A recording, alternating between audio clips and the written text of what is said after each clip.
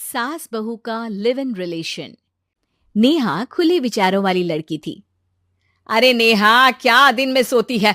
ससुराल में ऐसा नहीं चलेगा। वहां तो काम करना पड़ेगा, काम। जितना काम होगा कर लूंगी माँ, पर अगर कोई ये कहे कि सारा आराम छोड़कर सिर्फ काम ही करना है तो ना भी ना, मुझे नहीं करनी शादी। अरे कैसी बात कर रही हो? अच्छा चलो जाकर नहा लो, मैं नाश्ता लगा देती हूँ, फिर तुम्हें कॉलेज भी तो जाना है। नेहा कॉलेज के लिए निकल जाती है। वो सोचने लगती है कि ससुराल में वो कैसे मैनेज करेगी। क्या हुआ नेहा, परेशान लग रही हो? अरे यार, तू तो मुझे जानती है ना, मुझे अपनी लाइफ बिल्कुल परफेक्ट चाहिए, लेकिन लग नहीं रहा लोग मानेंगे। यार कहीं मेरी शादी ऐसे घर ना हो जाए जहां मेरी जिंदगी ही नरक हो जाए। अरे मैंने ना कल एक इंग्लिश फिल्म देखी थी, उसमें भी कुछ ऐसी ही समस्या थी हीरोइन की।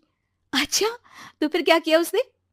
उसने तो अपने होने वाले पति से साफ साफ कह दिया कि वो पहले उसके घर कुछ दिन तक बिना शादी के रह कर देखेगी, और अगर ठीक लगा तो ठीक, वरना तेरे मेरे रास्ते अलग।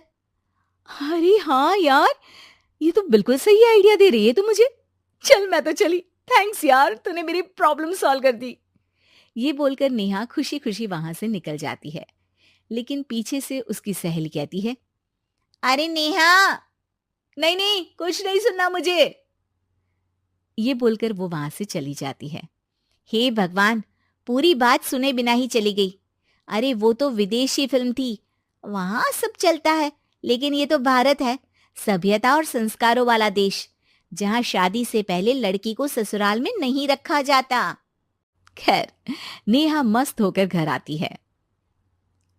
नेहा, कल तुझे लड़के वाले देखने आने वाले हैं, और हाँ, इस बार कोई बहाना नहीं चलेगा। हाँ हाँ, आने दो आने दो, मैं तैयार हूं शादी के लिए। अगले दिन लड़के वाले आते हैं, जहां लड़का कहता है, मुझे अकेले में लड़की से कुछ पूछना है। हाँ हाँ, क्यों नहीं बेटा, जाओ नेहा, घर तो दिखा दो इन्हें। नेहा भी खुश हो जाती है कि उसे मौका मिल गया है लड़के से अपनी शर्त रखने का। देखो, मुझे ना शादी से बहुत डर लगता है। पता नहीं कैसी लड़की आए, तालमेल बना पाए कि नहीं मेरे परिवार से। मैंने कई घरों में रोज का क्लेश होते देखा है। तुमने तो मेरे दिल की बात कर दी। मैं भी यही सोच रही थी कि भाई सास तो अच्छी होनी चाहिए, पति सपोर्ट करे ना करे, रहना तो पूरे दिन सास के साथ है। लेकिन मेरे पास ना इसके लिए एक बहुत अच्छा आइडिया है। अच्छा, कैसा आइडिया? क्यों ना शादी के पहले मैं कुछ दिनों तक तुम्हारे घर आकर रह लूं, तुम लोग मुझे समझ लेना, मैं तुम लोगों को समझ लूंगी। ठीक लगा तो शादी, वरना टाटा बाय बाय। क्यों? लड़के को नेहा की बात में दम लगता है। वो घर के सभी लोगों के सामने नेहा की बात रखता है। अरे पागल हो गई है क्या? ये कैसी शर्त है? अरे शादी से पहले मैं क्यों तुझे किसी और के घर भेजूंगी रहने? अरे लड़की के ख्याल तो 20 साल आगे के हैं, इतनी भी खुले विचारों वाली लड़की नहीं चाहिए हमें। अरे माँ, क्या बुरा और गलत बोल रही है ये? रहना तो हम दोनों का है ना। कल को कोई परेशानी आई तो तुम सब तो ये बोलकर निकल जाओगे कि जिंदगी तुम लोगों को ही निभानी है। तुम लोगों को जो करना है करो, तब क्या करूंगा बताओ? सबके समझाने पर वो लोग मान जाते हैं। वाह, मैं 2-3 दिनों में पैकिंग कर लूंगी, तो आकर मुझे ले जाना। और नेहा पहुंच जाती है विशाल के घर। आओ आओ, ये रहा तुम्हारा कमरा।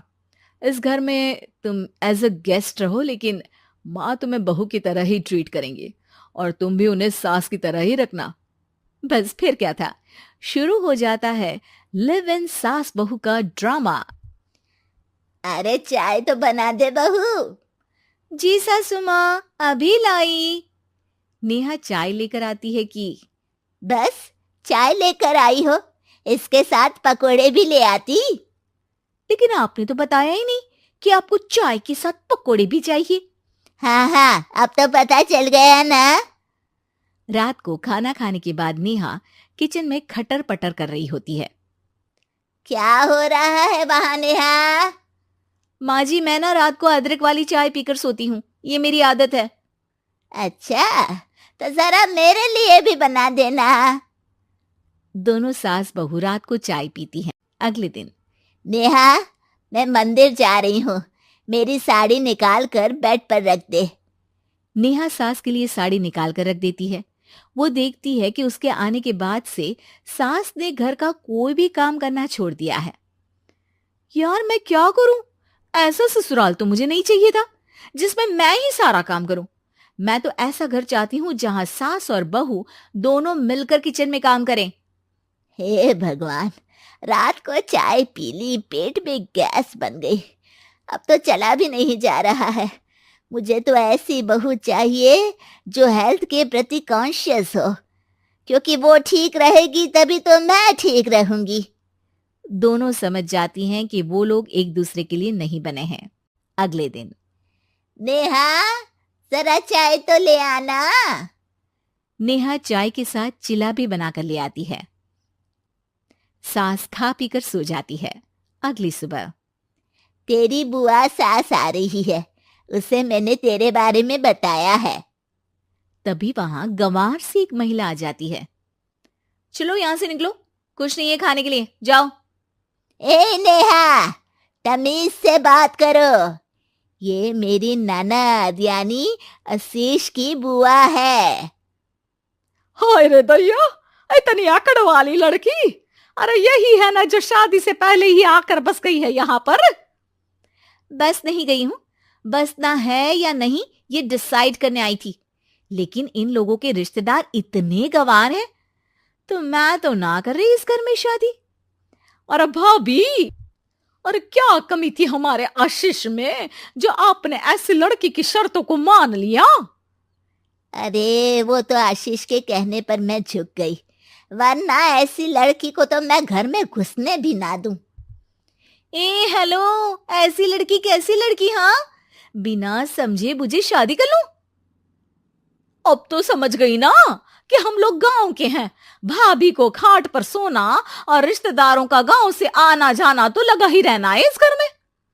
हाँ हाँ, मैं तो किसी मॉडर्न घर में शादी करूंगी। ये बोलकर नेहा वहां से चली जाती है। अपने घर में आकर नेहा कहती है, ना मां ना, लिव इन में रहकर देख लिया, ये गांव के लोगों का कोई भरोसा नहीं है। खैर, नेहा की शादी एक मॉडर्न घर में हो जाती है, जहां सास कहती हैं, हे नेहा, मैं टेनिस खेलने जा रही हूं, आओ तो जूस बनाकर रखना, और हाँ, वॉलनट्स और ओट्स भी बना लेना। जी माँ। माँ मॉम बोलो डार्लिंग, माँ इज ओल्ड फैशन। बेचारी नेहा सर पर हाथ रख लेती है। हे भगवान, ये सास तो सास ही होती है, गांव की हो या शहर की।